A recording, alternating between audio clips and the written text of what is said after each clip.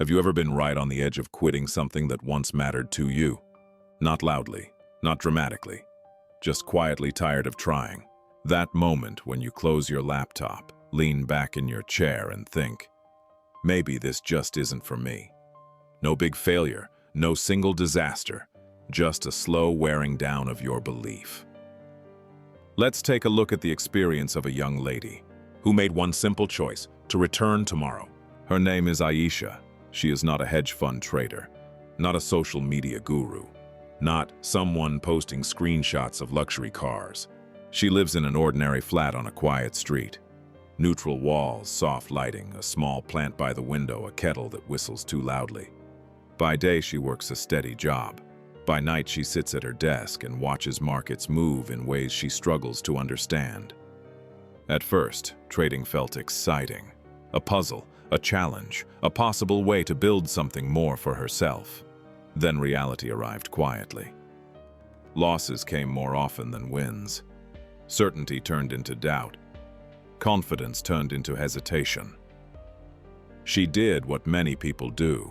She looked for answers outside herself. She bought courses. She listened to gurus who promised clarity. She followed strategies that sounded logical on paper and failed in practice. Each time she lost money, she told herself, I just need a better system. So she kept paying, kept learning, kept hoping. But the results did not change. Some nights she stared at her screen long after the markets closed.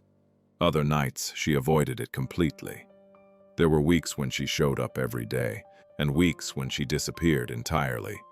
Friends would ask, how's the trading going? She would smile and say, it's fine, even when it wasn't. Inside, she felt stuck between two voices, one saying, keep going.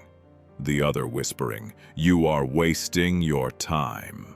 One evening, after a particularly bad week, she closed her laptop, harder than usual. No anger, no drama, just exhaustion. She sat there in silence, listening to the rain tap against the window. She thought about the money she had lost, the hours she had spent staring at charts, the promises she had believed. For the first time, quitting felt peaceful. Not painful, not shameful. Just easier. She imagined deleting her trading apps, deleting her notes, walking away quietly, and nobody would even notice. Then something subtle shifted. Not a motivational quote, not a sudden burst of confidence, just a simple thought. If I stop now, I will never know what could have happened. She did not promise herself success. She did not vow to become a millionaire. She made a much smaller commitment. She would come back tomorrow. Not perfect, not brilliant, just present. She would open her laptop again, even if she felt nervous, even if she felt foolish, even if she was afraid of losing. She decided she would not disappear. Nothing magical happened overnight. There was no sudden breakthrough, no perfect strategy handed to her. What changed was quieter. Instead of jumping from system to system, she chose one simple approach. She tracked her trades. She wrote down what went wrong. She reviewed her mistakes without punishing herself. Some days she still lost, but she stayed. Some weeks were frustrating, but she returned. She kept showing up even when it felt pointless. And slowly, almost invisibly, her relationship with trading began to shift. Her losses became smaller. Her wins became steadier. Her confidence grew not from success, but from presence. People assume improvement comes from finding the right method. But her progress did not come from a secret formula. It came from one habit. She kept showing up. When she felt discouraged, she still opened her laptop. When she felt behind, she still sat at her desk. When she felt like quitting, she came back the next day anyway.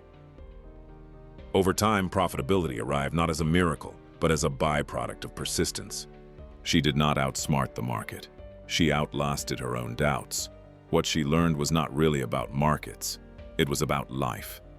Showing up is how trust is built, first with yourself, When you show up for your work, even on difficult days, you build competence.